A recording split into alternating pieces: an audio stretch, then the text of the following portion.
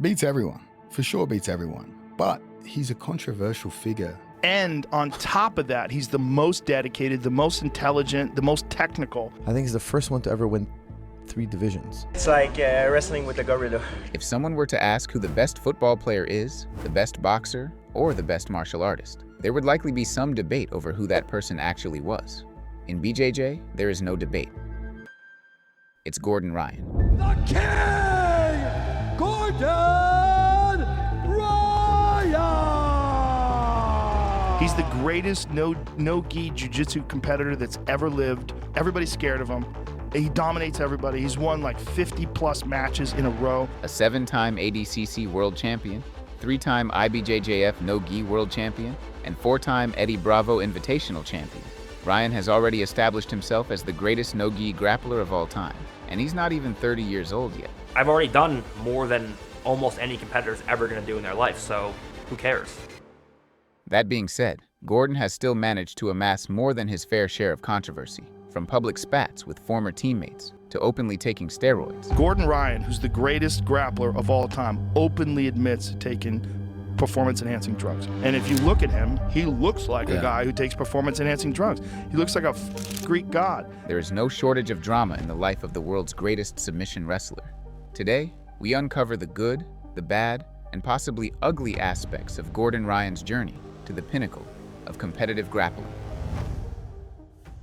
Gordon Ryan was born July 8, 1995, in Monroe, New Jersey.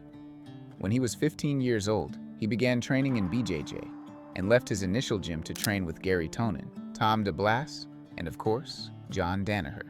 A few short years later, Ryan was ready to begin competing at a higher level, winning the IBJJF World No-Gi title as a brown belt, inspiring him to quit his job as a bin man to train at the gym full-time. Later that same year, Gordon put on what many consider to be his first true breakthrough performance against top grappler Keenan Cornelius in a no-time limit, submission-only match. Due to his age and comparable lack of experience, Ryan went into the match as a sizable underdog, making it all the more impressive when he finally submitted Cornelius with a heel hook. In September 2017, Ryan participated in the ADCC World Championship. He won gold in the -88 kilogram division, overcoming opponents like Dylan Dennis, Romulo Barral, Zonde Ribeiro, and Keenan Cornelius. Additionally, he secured second place in the absolute category, submitting all his opponents before falling to Felipe Pena in the finals, kickstarting his first major rivalry in the sport. Although Gordon would go on to pretty much dominate the sport from this point onwards, his journey was not without adversity. In 2019, he was found to be suffering from a Helicobacter pylori infection, as well as a fungal growth in his small intestine, which was causing not only a great deal of pain, but also impacted his ability to train and compete. Partially, I took a leave of absence. I guess I retired from grappling for a year because I couldn't even function as a human being, never mind I couldn't even hold the conversation. I was so nauseous all the time. Despite this ongoing challenge, Ryan has still maintained his dominance in the sport, causing many to speculate on what exactly was giving Gordon his edge over the competition.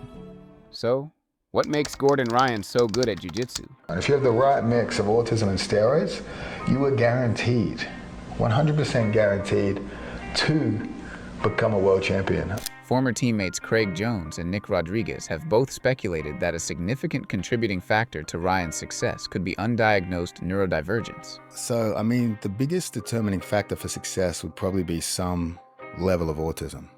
That's very important for a singular focus in this sport. Usually we can correlate social skills with your abilities in the sport. And I just commented back, I was like, bro, honestly, it's hard for me to banter with you due to your autism. I feel bad. I feel bad going back and forth. I don't want to, it's kind of, is it bullying for me to talk bad about an autistic kid? And I don't want to do that. You know what I mean? It's not nice. Although this is obviously a joke, there is something to be said about the mindset of somebody like Gordon Ryan. While Gordon may not actually have autism, he does have an obsessive personality, which sets his focus almost exclusively on jiu-jitsu, meaning his attention to detail regarding techniques is second to none. An ability to work in the training room towards not just good technique, but excellent technique. More than anyone else that I've ever taught, he has a memory for things that were taught to him. And it is this obsession with having perfect technique that means that over the course of a long match, Gordon will eventually be able to make any opponent crumble in time. I think his style's very well suited for no time limit because he's not really an athletic guy. It's just all technique. He's a sniper as far as when to do things, right? Like if he's let's take his wrestling for instance. If he's looking to foot sweep, he doesn't waste any energy. You know, he's really good. He's great at pacing, great at forcing the opponent to grapple at his own pace, never too high, never too low.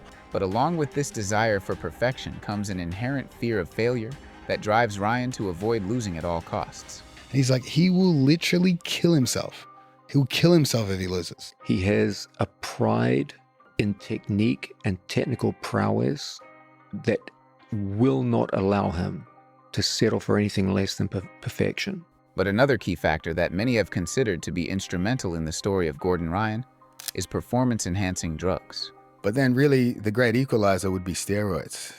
If you give these guys steroids, because we don't enough money to test, that actually gives these people with poor social skills a lot of confidence. And those are really the people that run the sport. I mean, his biggest thing is steroids. You think it's purely... I mean, the guy, you can't gain 50 pounds of muscle and be like, oh, it's irrelevant. No, it's super relevant. You wouldn't be half the thing, the person you were if you didn't do that. Although this may appear to be a massive scandal to those on the outside of sport jiu-jitsu, those familiar with the sport know just how rampant steroid use is at elite level competition. You can't be those guys unless you're taking steroids. That's just the sport. Gordon Ryan, who's the greatest grappler of all time, openly admits to taking performance-enhancing drugs, openly talks about it because everybody's doing it. And he's just honest. He's just like, yeah, I take them. Everybody's taking them. They're not illegal in our sport. And in fairness to Ryan, he has been very open and honest about his steroid use and his reasons for taking it. People don't care. When people look back in 10 years, they're not going to remember that argument that you made that you were on steroids, that he was on steroids and you were natural. They're going to remember this guy won and this guy lost. And that's as simple as it is. When people look back on my career, he's a 7-time ADCC champion. That's all they're going to remember. But this doesn't stop others who claim to be competing naturally from taking umbrage with Gordon being so open about PEDs. He's I know when red, he gets on steroids because I'll get like a random text like you suck. He'll text you random shit? He went on like a tirade about me being on steroids. I'm like, bro, you literally used to ask me for steroid advice. Like, however, if we are being honest about exactly why Ryan is the best grappler in the world, we have to look a little deeper. Yes, having a natural propensity for learning and taking a significant amount of steroids will take you far, but without the right coaches and training partners, development will be slow. In this sense, Gordon was very lucky to be living in the same city as one of the greatest minds in the sport when he first started. Like, it would have been amazing to be like a Nicky Ryan, born right next to New York and got to train with someone, or the people in that team, or have that coaches. But again, like, we're all not that lucky. I didn't even train with a black belt till I was already a purple belt. You know, like, Gordon grew up in New Jersey, close to John Danaher. I'm not denying that he put in the work to get where he is, but that's lucky. That's lucky. Now, Gordon has climbed to the very top of submission grappling. It's safe to say he has made a few enemies along the way. Then you came up to me, pushing me, calling me a pussy, and I smacked you in your mouth, and you walked away from me. As a person, I think he's just like kind of a delusional con man liar. so he'll talk about like if you use steroids that you're mentally weak, and then like his very next post will be like, I'm depressed and I'm sad and like, you know, we really need to like talk about mental. It's just like, bro, just do your thing and leave everybody else alone. Like on WhatsApp, he'll post something and I'll be like, hey, we can just fist fight if you want. And then he's just like, I don't want any part of that. But while these spats are usually nothing more than minor beefs between two athletes, sometimes things can take a much more concerning, darker turn. In 2021, another rival of Ryan, Erbeth Santos, posted a picture of his young daughter on social media, to which Gordon responded, "She's cute. Nice ass." Gordon claimed he only made the comments because Santos insinuated he was going to sexually assault Ryan's girlfriend, but pretending to find infant children attractive is a strange comeback to someone threatening your partner, to say the least. What stirred up the most noise, though, was the Danaher Death Squad team split in 2021, with Gordon and John forming New Wave, and Craig, Nicky, and the others are starting the B team. At first, common speculation on the reasons for the team breaking up revolved around the big egos all sharing the same mats together. One suggestion was that tensions arose when Gordon insisted that he take Nicky Rod's spot as the team's heavyweight. But the real reason was being very much kept from the public eye. That is the smallest aspect of why we separated. The real reasons would blow your mind. In truth, it was friction between Gordon Ryan and his younger brother Nicky that caused the rift in the team, forcing teammates to pick whose side they take, and ultimately, who they would continue to train with. A family tension between two brothers, which magnified over time. It had an element of tragedy insofar as not only was it a team breakup, it was also a family breakup. A family tension between two brothers, which magnified over time. But, I mean, I basically followed Nicky, left with Nicky, sort of that core group of guys left with Nicky. And I mean, there was personal problems, and I just backed Nicky. So, what was the reason for the falling out between the two brothers? All parties involved have remained very secretive about the reasons for the split, with Craig and Nick Rodriguez being sworn to secrecy by Nicky not to tell anyone. If Nicky Ryan said I could tell the story, I would tell the story. This, of course, has not prevented the combat sports community from trying to uncover the truth, and as a result, there are a number of speculated reasons why the team is no more. One theory stems from a time when Gordon shared an awkward photo shoot at his father's funeral, an action many considered to be a strange thing to share on social media. But the suggested reason for the falling out between the two brothers was that Gordon had kept a disproportionate amount of the inheritance money, and this had caused tensions between the two. And Gordon Ryan got all the money. He got all the money from the inheritance. He took advantage of the fact that Nicky Ryan was depressed and took all the money. However, considering both men make more than enough money and their mother is still alive, this is dismissed as an unlikely theory. Plus, if this was the case, why were the other members of B Team so desperate to save Nicky from his brother and get him out of there? One of the reasons we separated from them was because of their relationship was pretty toxic. We're like, yeah, we gotta get your brother away from this guy. For us to understand why Nicky might have had to be removed from DDS, we first need to understand the relationship Gordon has with his girlfriend, Natalia Santoro. Gordon first met Natalia, or Sunny, when Gordon began training at Renzo Gracie HQ. They bonded over their love for fitness, jiu-jitsu, and ethnically inconsistent forearm tattoos. When they began dating, there was nothing particularly notable about the relationship, aside from the fact Santoro was a fair bit older than Gordon, as she was 26, and he was just 19. Although there is nothing illegal or sinister about the relationship at this stage, the couple seemed to recognize how them dating could be perceived as strange to the wider public. For the couple years of dating, whenever Gordon posted a picture of them together, he would refer to Sunny as his sister. Now, the exact reasons why Gordon did this are unclear. Was it simply an incestuous joke that apparently never got old? Was it a distraction from the age difference between the two? Who can say? Eventually, Gordon stops referring to his long-term girlfriend as his sister. But this doesn't stop people from giving their relationship some serious side-eye. I mean, I've got a special cuck chair waiting for him there in the audience. So, like, I think that's gonna pull him in, you know, that's gonna call him. You see, there is a rumor floating around that Gordon Ryan likes to watch his girlfriend with other men. And this is the reason for the constant trolling from members of B Team. A $1,500 cuckold deck chair that sold out immediately. But why would Gordon's open relationship be relevant to the Death Squad breaking up? Well, that is where the tensions between the two brothers come in. You know, he kind of hates himself a little bit, and you know, I know why. The word on the street in the BJJ community is that when Nicky Ryan was younger, Gordon encouraged him to have sexual relations with Sunny, both to help his brother lose his virginity, but also for his own sexual gratification.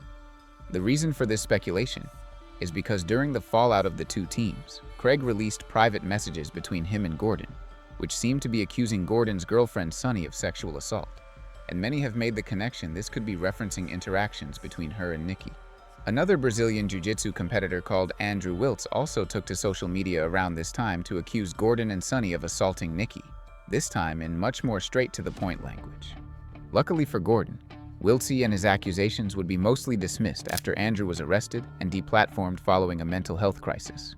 These accusations have since been further amplified by Nicky, stating on numerous occasions that he can't talk about his sexual experiences growing up on podcasts because that information could get someone in trouble.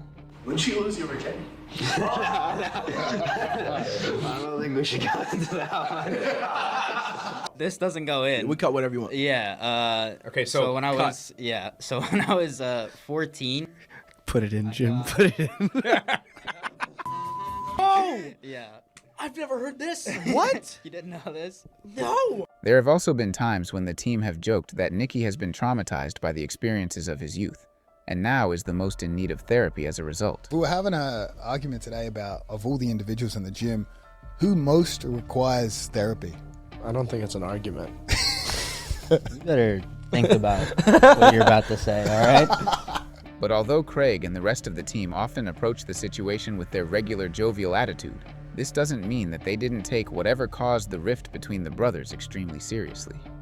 If we did drop the nuke, you would be surprised at who knows and did fucking nothing about it. Craig has also doubled down on this since once sarcastically posting on Instagram that B-Team formed because John Danaher was just training us too hard. Not because he was slapping the shit of people. Not because of the abuse Gordon was doing to people along with his partner. All those things went straight over their heads. Although these are technically just internet rumors, there certainly are a number of pieces to this puzzle that fit conveniently together. It is also notable that Gordon has never denied the accusations that he is into cuckoldry, or stated what the reason for the DDS split actually was. One would also assume that if the rumor about Sonny and Nicky held zero truth to it, one of the parties involved would clarify that is the case. But since both Gordon and Nicky refused to address the situation directly, this has caused internet sleuths to arrive at their own conclusions. They had him alone, and they took sexual advantage of that little boy when he didn't know any better. That's what they did, and they thought it was funny. That's the kind of people that Gordon Ryan are. Whilst the main cause for DDS breaking up stems from a fractured relationship between Gordon and Nicky Ryan, the person being the most vocal about Gordon's shortcomings has been his former friend and training partner, Craig Jones. Although even their status as former friends has been called into question. And then, someone who I considered a very good friend, and someone who I did a lot to help, and Craig, going out and making a point to be seen training with Felipe to help him. I mean, we used to train together. I wouldn't say we were friends. Like, we would train together. We wouldn't hang out after training or anything. So I think it's like we're training partners, we weren't close friends. To add further insult to injury, Craig Jones's new BJJ competition, CJI, has caused further complications for the career of Gordon Ryan. Last year, Jones hosted his inaugural event, boasting a grand prize of $1 million for whoever won their respective weight divisions. Taking into account how hard it is to make money as a professional grappler, it was little surprise to see many athletes leave traditional competitions such as the ADCC to chase a massive payday at CJI. And now I can make a milli in 2 days, 4 matches. Brother, hard to turn down. Both points of view, Craig's more focused on, the athletes and compensating the athletes. It actually puts pressure on ADCC to then pay athletes. Yeah, so I've never seen a tournament have something like that. I think the $1 million prize is going to draw every serious grappler. This seriously diluted the competition at the 2024 ADCC, risking the competition's prestigious reputation, as many of the best athletes had left to join Craig's Invitational. Just to name a few, and he won the ADCC, and it's almost like no one really even cared. He might have just changed the sport of jiu-jitsu. Now, I don't know, it's too early to tell, but that conversation is relevant. That idea, that talking point at a bare minimum is on the table of things that at least have to be discussed because of what an enormous success it was. As a multiple-time ADCC champion, Gordon was one of the few major competitors to remain in the competition. But due to the success of CJI, Ryan may well find himself stuck between a rock and a hard place in the future. Does he stay in a diminished ADCC lineup, or admit that the more competitive tournament is run by his biggest rival? Because we're talking about free market competition. It's good, according to his political beliefs. We're talking about money loves money. There's 100 times more money in this. But he has to choose to stay with the old tournament or go to the tournament of someone he hates.